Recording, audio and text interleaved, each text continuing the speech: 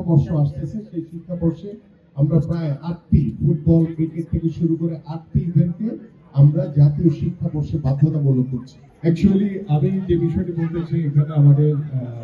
যারা স্টুডেন্ট রয়েছে, আজকে এফসি গ্রাসরুট ফুটবল ডে উপলক্ষে যে আমাদের যে একটি আয়োজন, ঢাকা সহ সারা বাংলাদেশের বিভিন্ন স্থানে হচ্ছে এবং পৃথিবীর বিভিন্ন দেশে আজকে এই ডেটি পালন করছে। তো আমি আমাদের যে ভবিষ্যৎ প্রজন্ম যারা রয়েছে এখানে, আমাদের স্পোর্টসের যারা ফুটবল লাভার রয়েছে, আমাদের ছোট ছোট কিশোর কিশোরীরা রয়েছে, তারা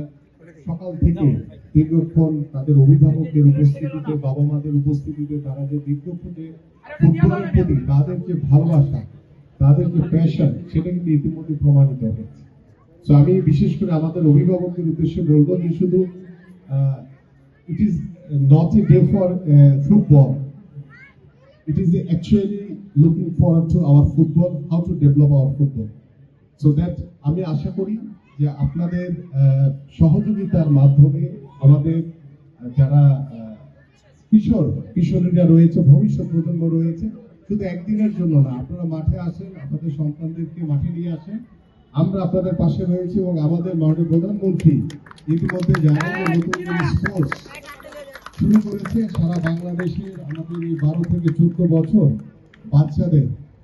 অংশগ্রহণের মাধ্যমে আমরা নতুন করে স্পোর্টস তৈরি করেছি, এই কারণে যে ভবিষ্যতে পড়াশোনার পাশাপাশি আমাদের সন্তানরা যাতে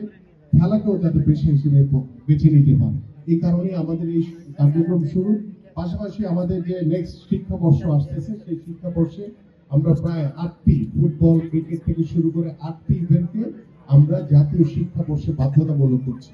আপনার সন্তানরা যখন স্কুল শেষে বাসায় যাবে, বাসায় গিয়ে হয়তো তারা ডিভাইস দিয়ে ব্যস্ত হয়ে যাবে কিংবা টিভি দেখবে,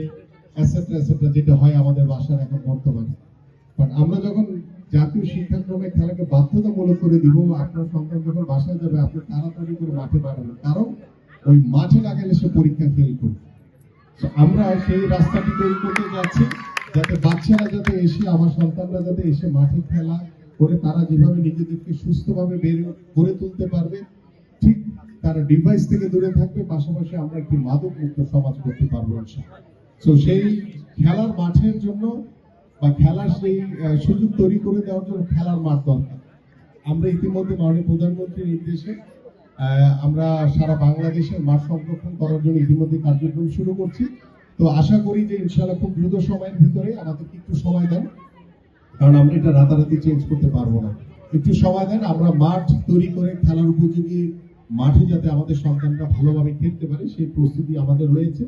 তো আমার এই ভবিষ্যৎ প্রজন্মের জন্য শুভকামনা রইল, আপনাদের জন্য শুভকামনা রইল যে আজকে এই সুন্দর একটি গ্রাসরুট লেভেলের যে ফুটবল নিয়ে আমরা বাংলাদেশ, আমরা অল স্পোর্টস নিয়ে কাজ করছি।